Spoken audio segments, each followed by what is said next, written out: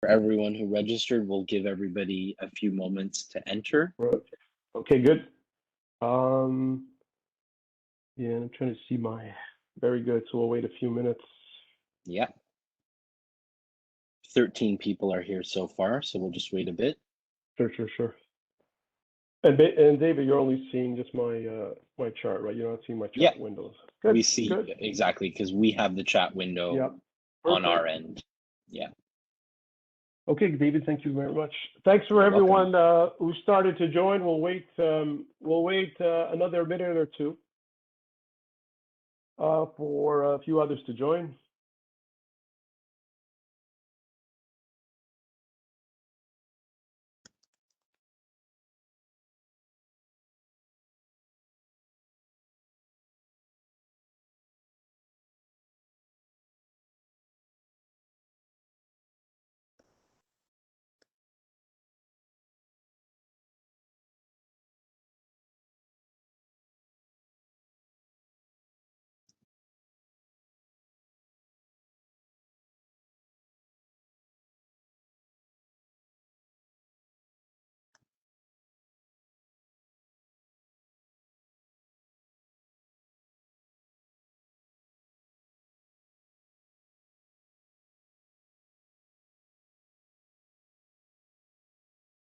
We'll just give it another minute and we'll get going.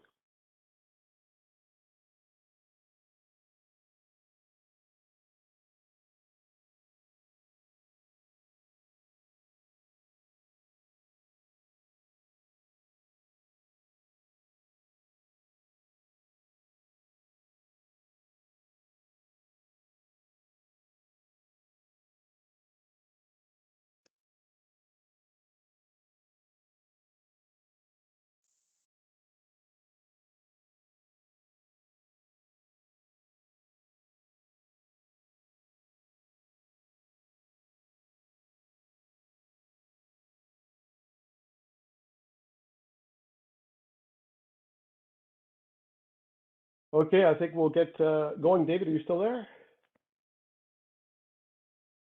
I'm here, yeah. Okay. How many have joined? As you can see. We have 22 people right now. All right, so we'll get going. That's good enough. Thanks for everyone for taking your time today. This lunch and learn session on what is perhaps one of the most iconic use cases associated with 5G technology. My name is John Nikolopoulos. Been working with McGill now for a number of years in their School of Continuing Education. We launched this 5G webinar series earlier this year and doing some interesting work across the board, whether it be through these webinars, through various thought leadership pieces, and some workshops. So today's topic is 5G and self-driving. The agenda, we'll go through the various challenges, opportunities, and then we'll have a Q&A. For this particular webinar, unlike the previous two webinars, we don't have any guests, so we'll give the opportunity or the floor to the webinar attendees to ask questions through the chat window. So I'll try to tackle your questions toward the end of the session. I'll try to truncate this presentation, let's say 10 minutes before the end of the hour, just to give you that transition time. I think that's important. So I'll be monitoring the time to end it in a softer fashion, so you have time for your next meeting after one. So for those of you who don't know, so my name is John Nikolopoulos. I've been invited lecturer at McGill University now for a number of years in the continuing education.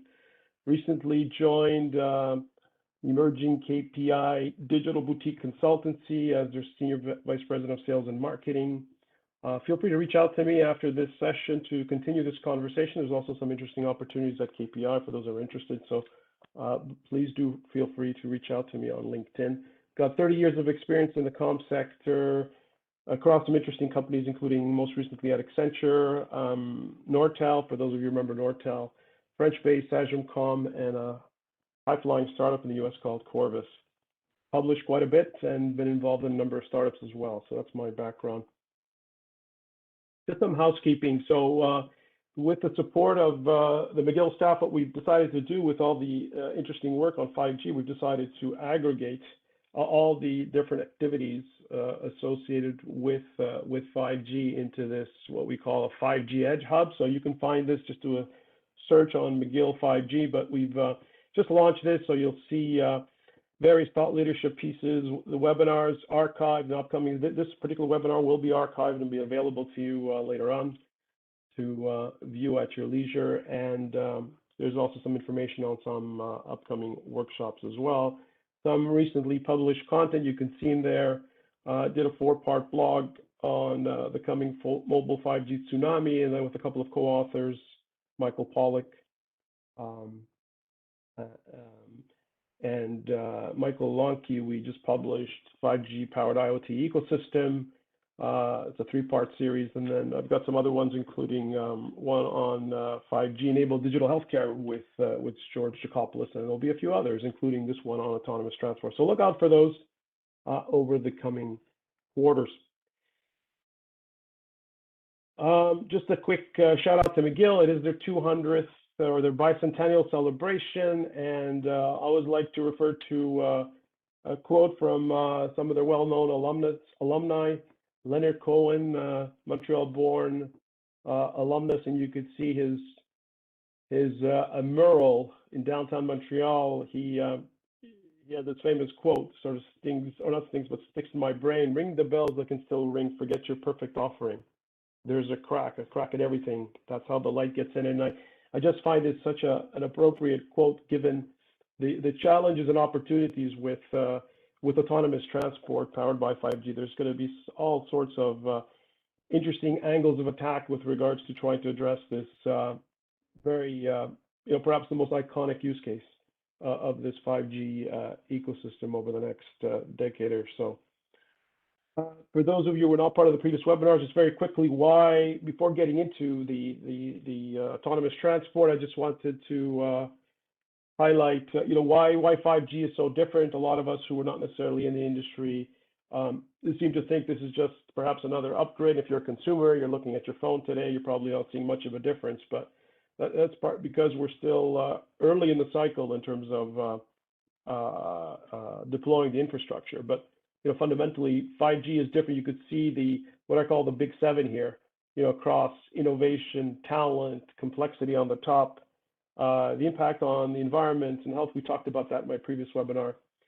Techno convergence is a huge piece. I'll be talking about that a little bit later. And the massive shift, which was really part of the first webinar earlier this year, the massive shift from B2C to B2B. This is why there's been so much money that's been poured into these 5G spectrum auctions in the US, Canada, and abroad over the last little while. And then the other piece, which has gotten a lot of press these days, is the techno geopolitics, and the poster child there is Huawei with their 5G footprint in Canada and Europe. They've been blocked out now, and so the game continues to shift there in terms of the broad global technology decoupling that's occurring between East and West.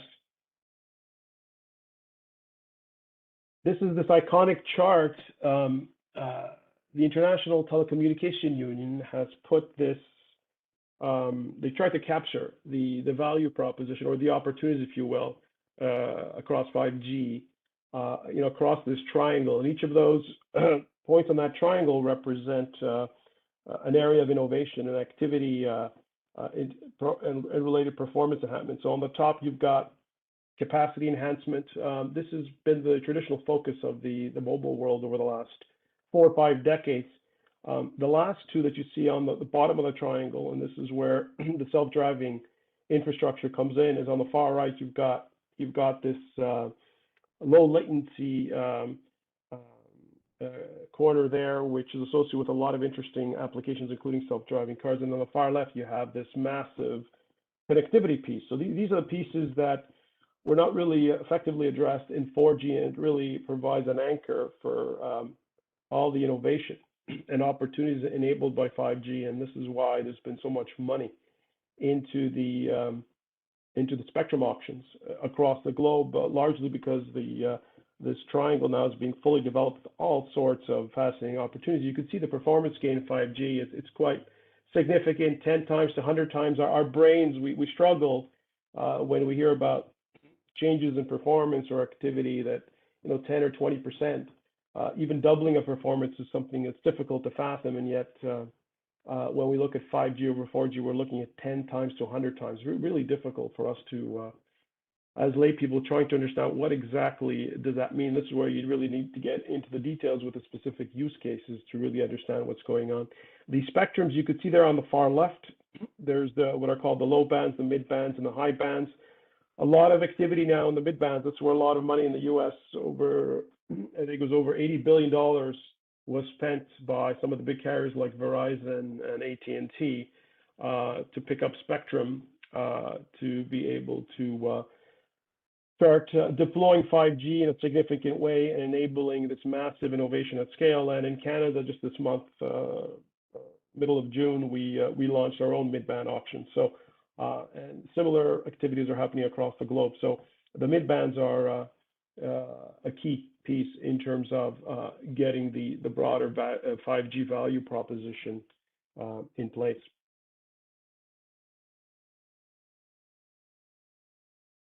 Some terminology, I guess there's a lot of confusion out there with regards to autonomous driving.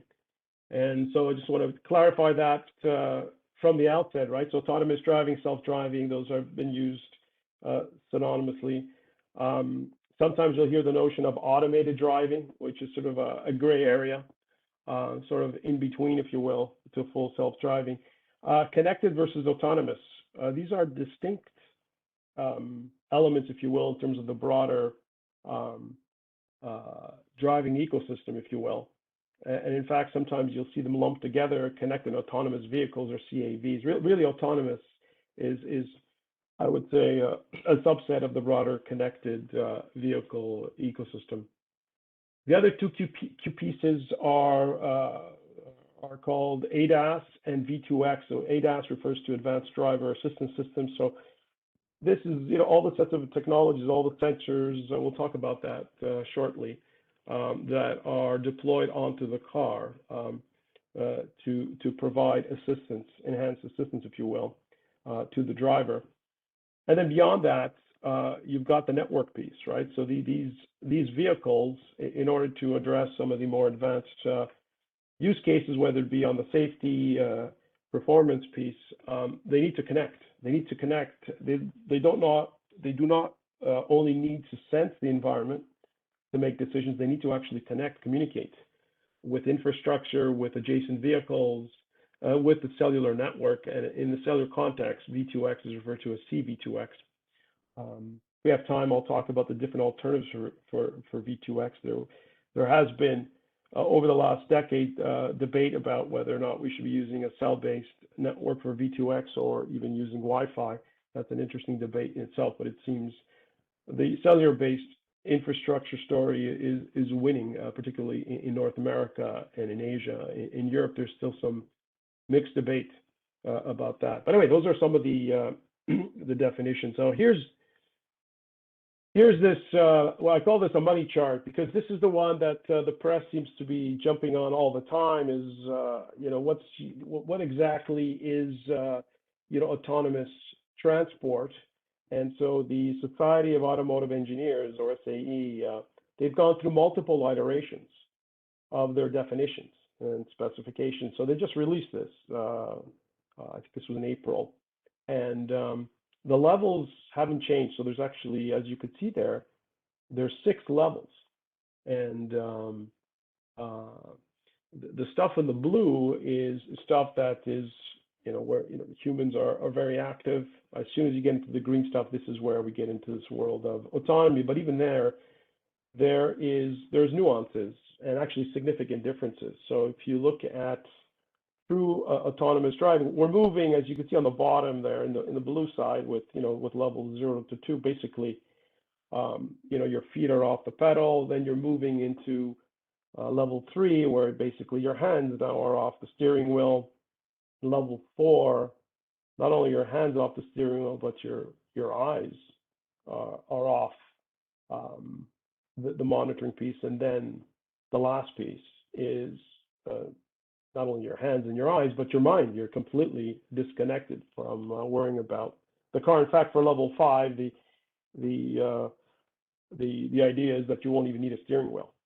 So that causes a lot of concern. And there's a lot of debates about where we are today. And for those of you who've got Teslas, and I know some of my friends who may be on this call, perhaps think that their Tesla is really high end on that self-driving category, but I want you to think about that, and we can discuss that at the end. I'll let you know where Tesla falls in, but it's not level 5, that's for sure. So we'll have a comment on that toward the end of my talk. One interesting piece, though, is a lot of discussion about whether or not you need a cell infrastructure. So, for example, Elon Musk seems to think that you don't even need a cellular network to achieve autonomous driving. And so there's a lot of pushback from other circles there. And you could see what I've circled there in red, 5G, the natural intercepts with 5G, where 5G would play in terms of the definitions of the more advanced levels, level 4 and level 5. You'll hear often mention about autonomous driving in the context of level 4, level 5, because that's where things really start to get very interesting across a number of fronts. So that's to keep in mind. There are other standards. It's not just the SAE or the Society of Automotive Engineers. There's the ITU, there's the IEEE. There's all sorts of standards organizations that are participating. And then there's another area which is on the AI ethics piece, the ethical challenges associated with autonomous driving. We'll talk about that shortly as well. So there's a whole slew of the standards landscape is quite complex in itself. But the one that always, particularly media seems to pick on is, or focus on is on these autonomous levels. So one of the questions you might ask is, why in the world would we need autonomous driving? Like, what's the point of it? It's interesting. I speak to my young sons in their 20s, and they have an interesting perspective. They talk about convenience and so forth, but if you take a step back, why has there been so much focus and money poured into this whole autonomous driving landscape? There's been hundreds of billions of dollars that have been spent across the globe, and yet, and we'll see this toward the end of this talk, there is limited successes as we speak in terms of where things are going. So let's get into this. So this is actually a European perspective. You'll see that I'll sprinkle stuff from North America and Europe just to give you a broader perspective, right? But this is the European perspective, and there's common elements with regards to what they're saying versus what you'll see in North America. So the safety piece is the one which is actually controversial. We'll talk about why that is in a second. But the idea is once you have a full infrastructure in place, the fatality rate associated with accidents, and I'll give some statistics on that shortly, should dramatically go down. So safety is a big piece. Better accessibility is another piece you can see on the bottom left. Protection of the environment. Now that's another interesting, I think, controversial piece, because on the one hand, you have all the self-driving technology in there. You have more efficiency.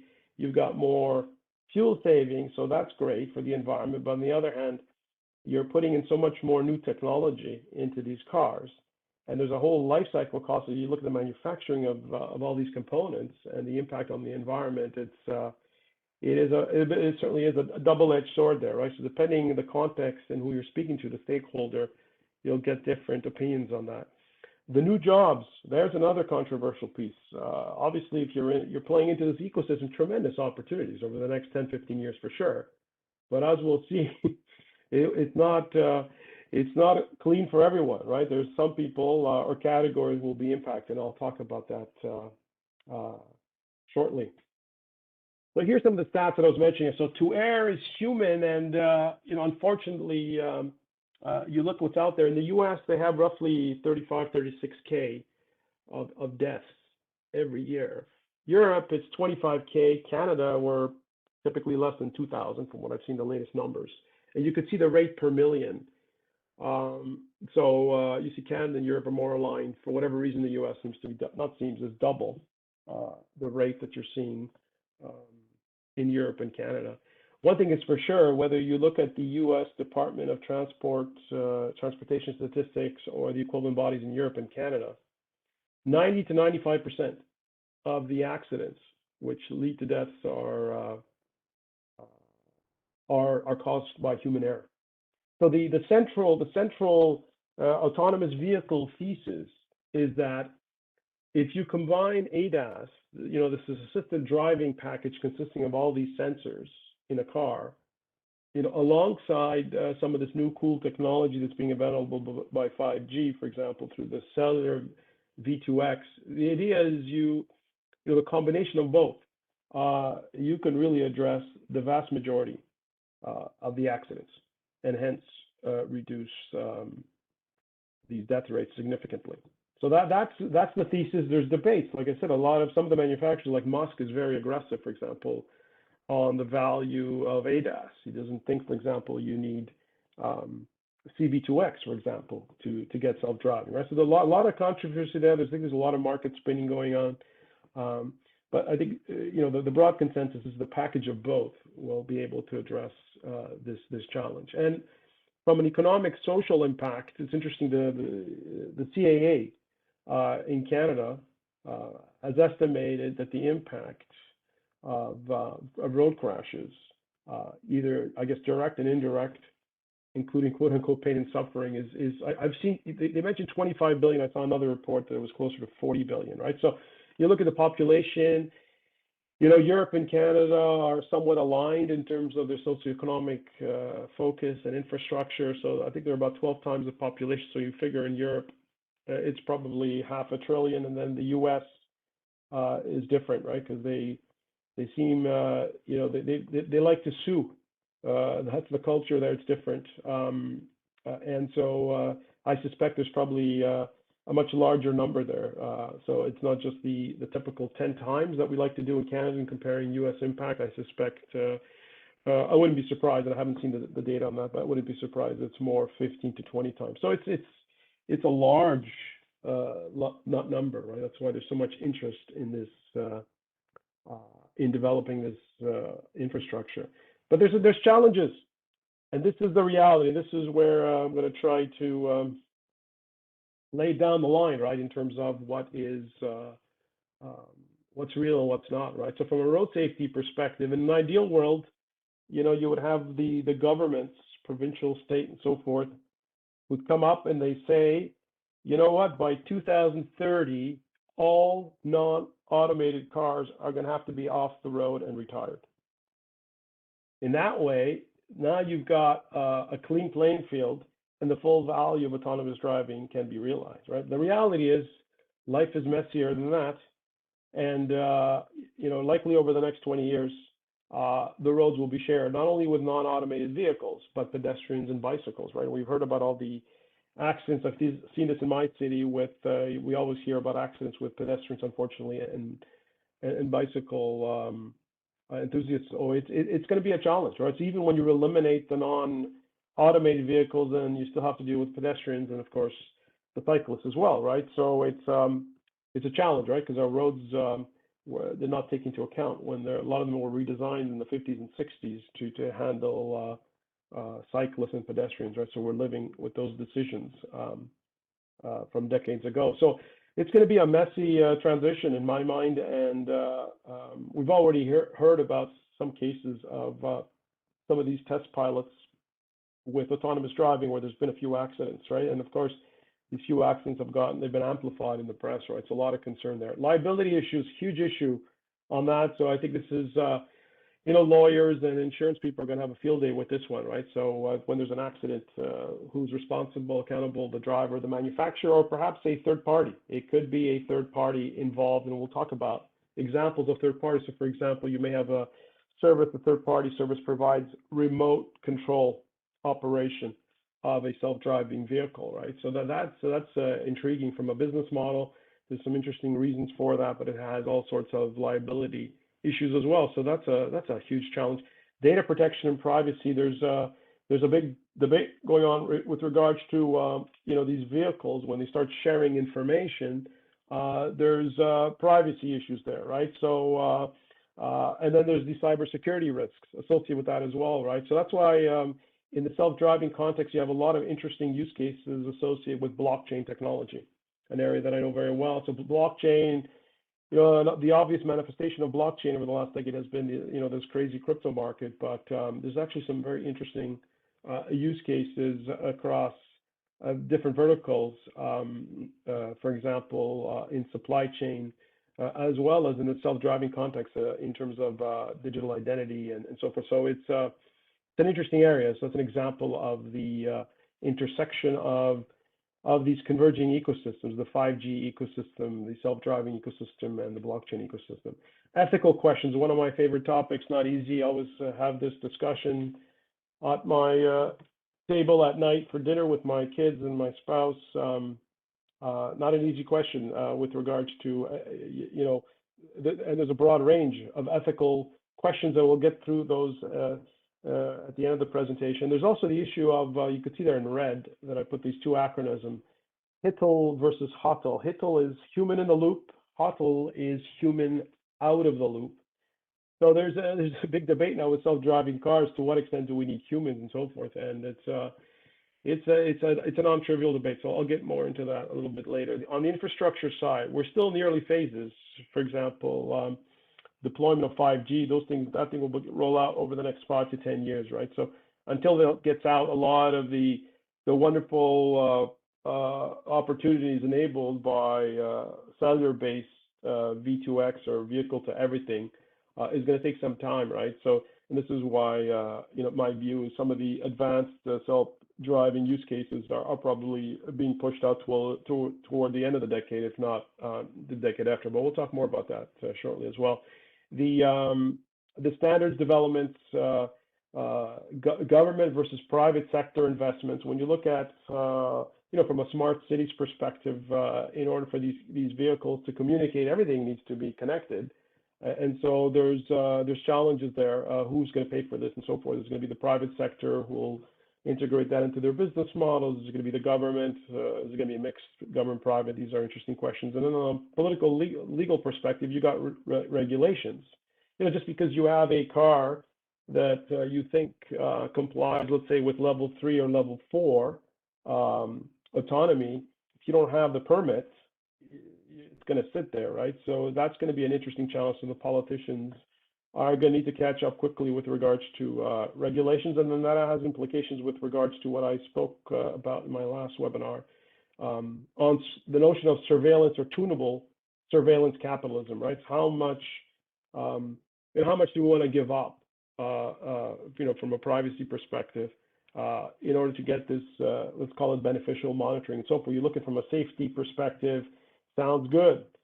When it doesn't involve safety, there's challenges there, right? So that's a big one. And perhaps the biggest one is consumer trust. Imagine a day, perhaps in 8 or 10 years, where someone has commercialized, let's say, level 4. I'm going to ask you to close your eyes right now, and you step into a car.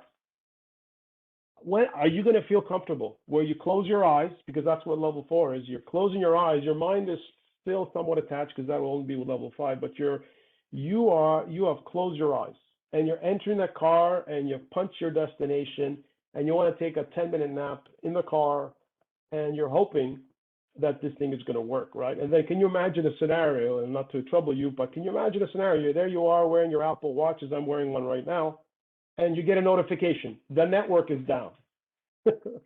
We see this all along. We're struggling today with basic communications.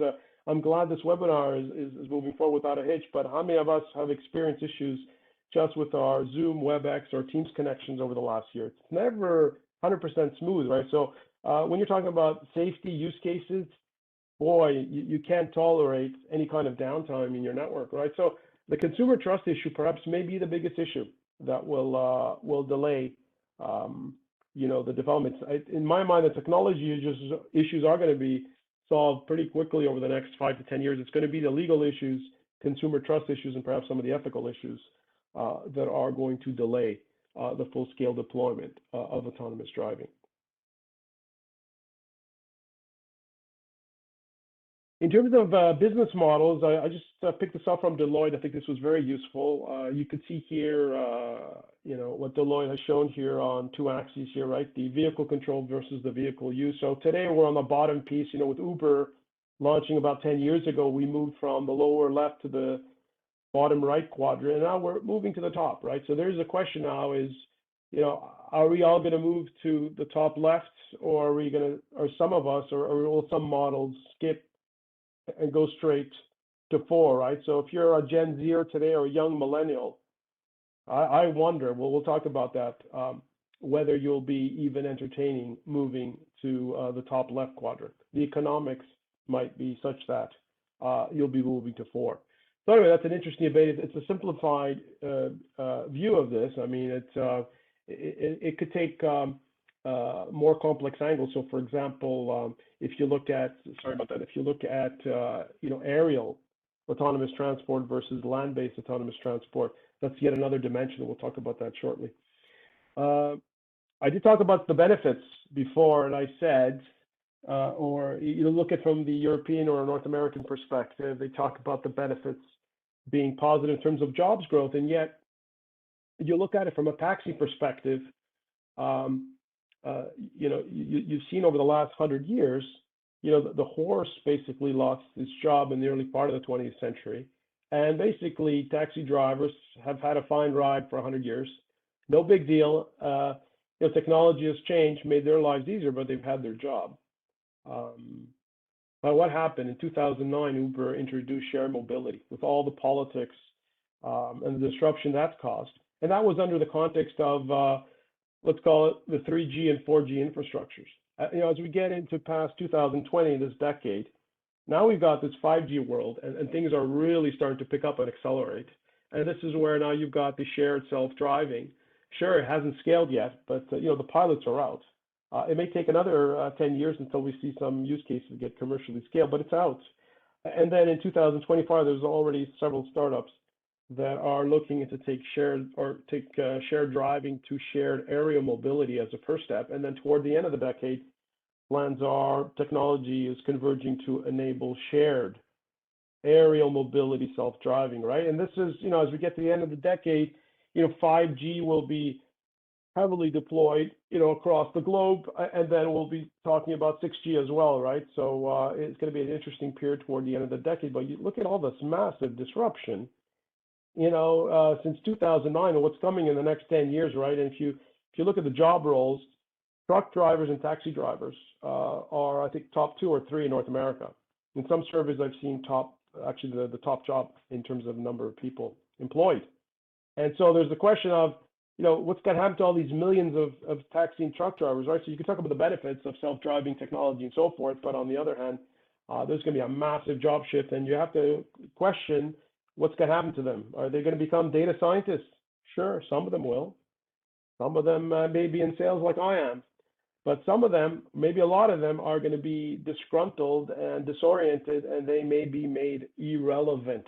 So the issue of relevance versus unemployment, these are distinct issues, right? So in the 20th century, we've had all sorts of challenges with regards to interplay with private capital and workers, and the rise of the social safety net, but there was always a need for workers.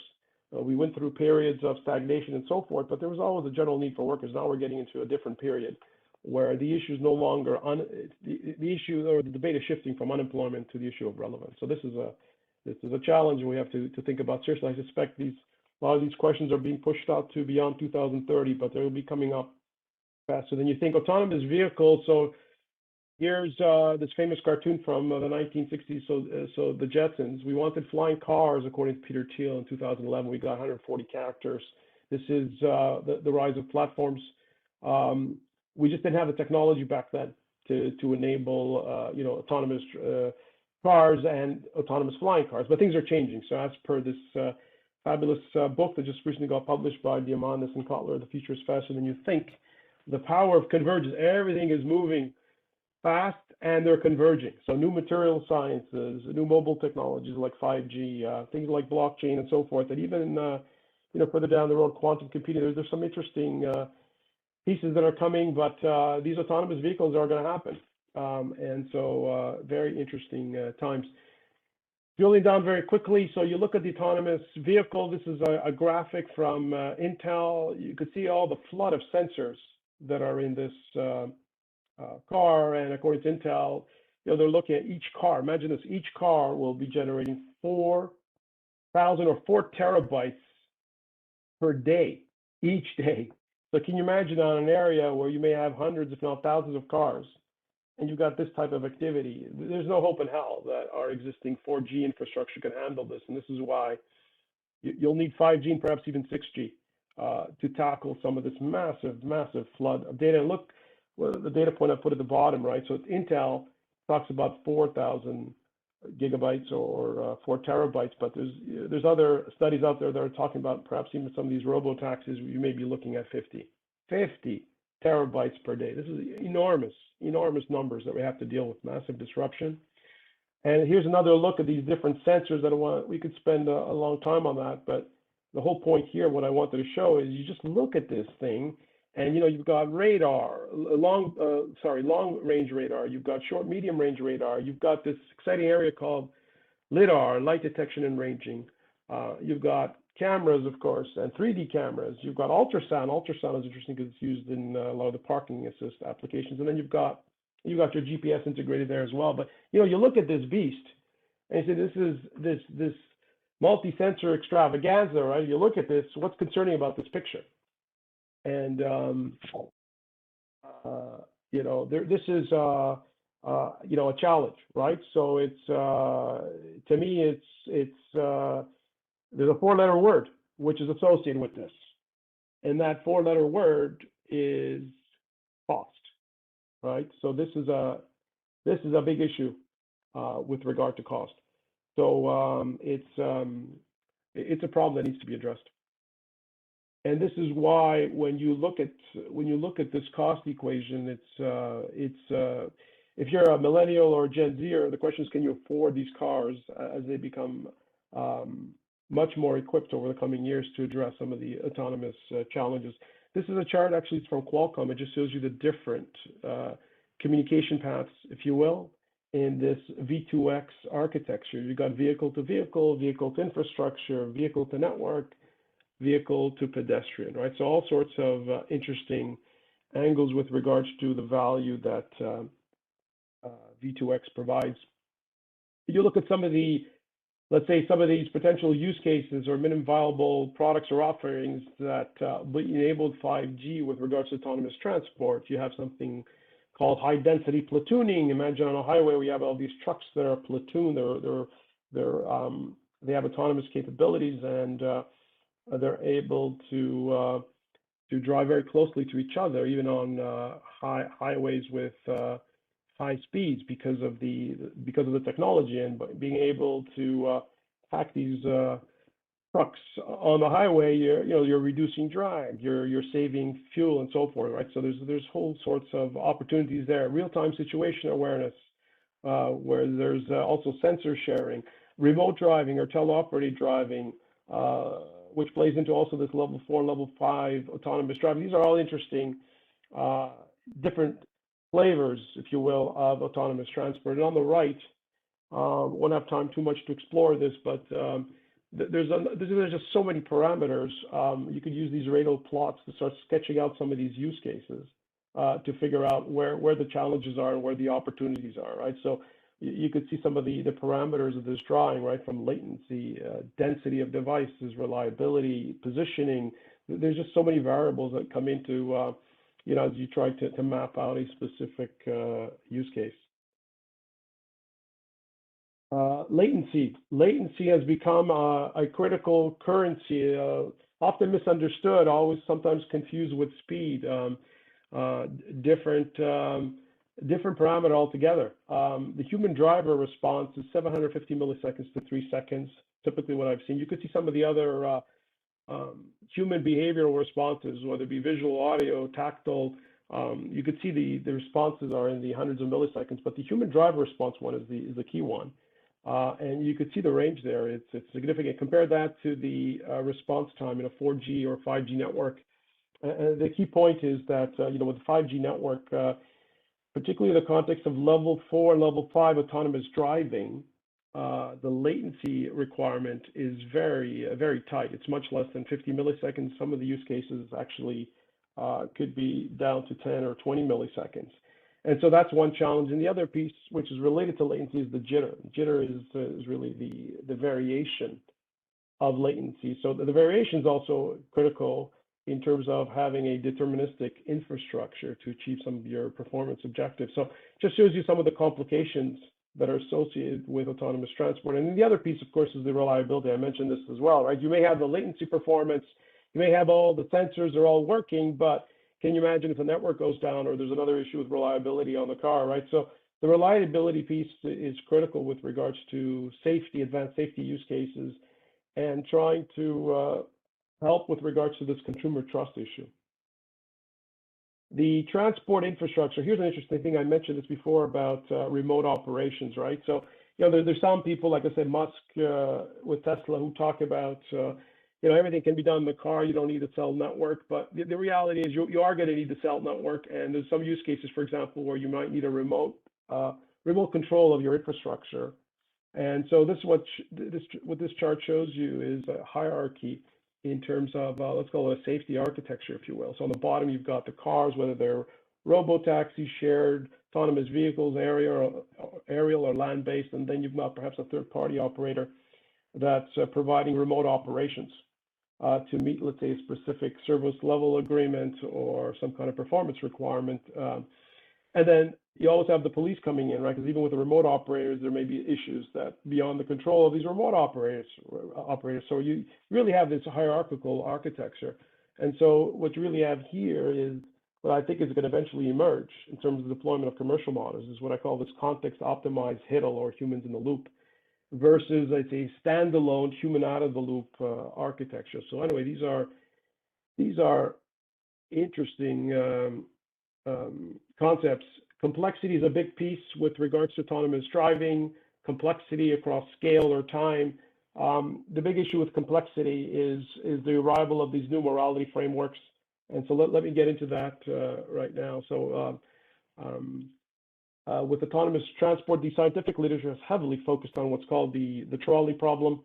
It's been around for decades, and you know they look at these extreme cases where you have a car. In this case, you have a baby on the one road and a grandmother on another. And so you know which of the two do you kill, right? So this is a you know it's a thought experiment. It's an extreme case. MIT ran what was called their moral machine experiment a number of years ago. What they found was the answer to that question: do you kill the baby or the grandmother? Really is cultural. The ethics are cultural. There's cultural sensitivity there, right? So that's an interesting challenge, right? So different ethnic groups, cultures have different perspectives there. I quote here a line from Star Trek years ago. In one of the Star Trek, Spock on his deathbed was quoted saying, "The needs of the many outweigh the needs of the few, or the one." Are we sure about that? So I'm raising that question when you look at, for example, the politicization of masks in the context of this pandemic. That's going to be child's play with regards to some of the challenges with autonomous transport.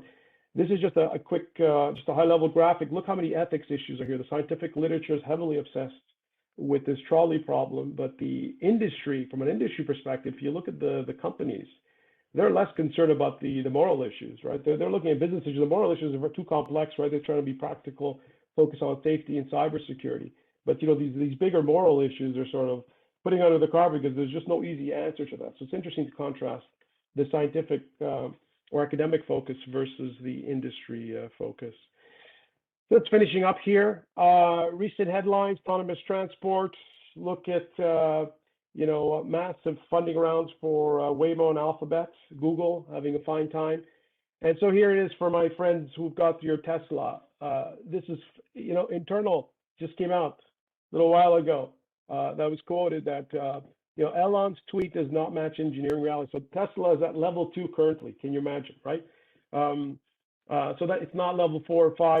You know, I would say that they're pushing it hard into level 3, but certainly not anywhere near 4 and 5. So sorry to blow your bubble for those who own a Tesla. Apple has been flirting with self-driving cars now for a while. Amazon launched their Zoox last year. So a lot of interesting activity in the US And in Europe, and of course, China is just on a very aggressive path with regards to autonomous driving. In Canada, we're moving forward. Actually, this was just came off the press a few days ago, where Waterloo announced Canada's first driverless autonomous 5G shuttle, right? So you have remote control. There's nobody in the shuttle. So you do have this remote driver, or remote driver who's overseeing the this use case. But you look at this is a reasonable situation, right? You have what I call a geofence use case, very low risk, no other cars really to deal with. So it's lower, it's an interesting experiment. This is very different from putting this car on the road, right? We have so many environmental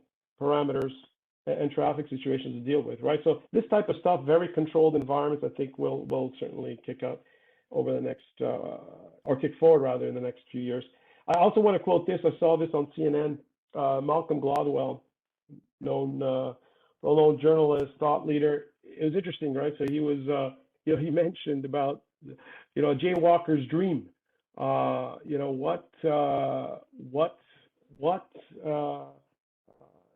will happen to jaywalkers, right? A lot of us, we live in cities where, jaywalking is a big fine. But it's funny just to see where even that word came from over 100 years ago, when motorized transport came in. The so-called J drivers, which was referring to these neophytes who were learning to drive, were causing all sorts of havoc. And then the notion of a jaywalker was more in the context of sidewalk etiquette. It's interesting. So we sort of lost the notion of J drivers. Now we talk about jaywalkers, and jaywalkers today are in the context of the broader motorized infrastructure, right? But it's interesting just to know the history about that. But he talks about it's going to be, self-driving transport will be a jaywalker's dream. Imagine where you just walk anywhere you want. You don't have to worry about getting hit and so forth. So anyway, it's interesting. He thinks it's going to happen over the next 10 years. So that's basically it. Gone over a little bit. There's a lot more to be said about that. There's just such an exciting area. Let me just take a few questions here, and then I'll just give you at least 6 or 7 minutes for your next meeting. So I'm looking here. I'm looking at this comment here. Let's see here about Actually, there's one question that I was referring to before, and I got a text with regards to Wi-Fi. Why can't we use Wi-Fi to enable this self-driving infrastructure? The problem with Wi-Fi, it's flaky. Even the new Wi-Fi 6 that just came out is quite interesting. It's got some elements from 5G, but it still lacks some of the deterministic features of 5G, right? So that's why a lot of the industry now has shifted their focus, particularly in North America and Asia, on leveraging cellular-based vehicle to everything in terms of enabling self-driving infrastructure. That being said, right, when you look at a smart city context, you're going to have Wi-Fi there and so forth. So being able to integrate Wi-Fi into the broader smart city infrastructure, and then how that interconnects with regards to the self-driving infrastructure is, it's an interesting ongoing challenge. Let's see if there's any other questions here.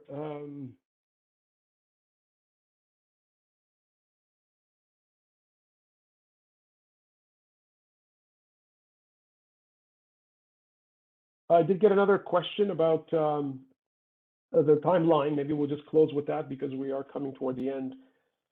So in terms of timelines, I think we're still in the early phases of this. There'll be some interesting experimentations over the next decade. I think a lot of the use cases will be refined as we get to the end of the decade and move into the 2030s, and by then we will have even the next mobile standard 6G, which will start kicking in. Another thing just to keep in mind is this decade, with all this massive innovation that's hitting us, you will also have new technology platforms like blockchain as well that will be scaling. Quantum computing will start hitting its stride, I would say, in the second half of this decade. And so all the implications with regards to cybersecurity risks, but also let's call it smart traffic management. Interesting use case of quantum computing in the context of self-driving is addressing traffic optimization. So the convergence of these massive technology platforms, 5G, blockchain, and quantum computing in the context of self-driving is going to cause some interesting stress for a lot of people, but I think tremendous opportunities. And all this to say, I do believe as we roll into the second half of this decade, some of the pilots that we saw, for example, at the university and so forth, I think those will scale. And I think on a commercial perspective, you may get some limited deployments, let's say for fleet operations, trucking, and so forth. But I think with regards to full consumer self-driving, I think that is there's just so many challenges there. I think that is something that's still much further out. I think beyond 2030, if you will, in terms of full scaling. At least that's my view. But there'll be some interesting, I'm sure, some developments over the next few years across the globe. This is a tremendous opportunity to get engaged. A lot of excitement, a lot of challenges, and hopefully I raised some questions for you and ideas that you can further explore. So I'll leave it from there. This session is being taken, will be deposited on the McGill site, so feel free to take a look at another time. And I'll just close by saying thanks for your time and best wishes as, I guess, all of us try to come out of this crazy pandemic, and hopefully you and your families are safe and you're moving forward to and looking forward to a positive summer. So thank you for your time. Have a positive rest of the week. And again, feel free to reach out to me on LinkedIn if you want to continue the conversation, if you have any questions. It'll be my pleasure. Thank you very much.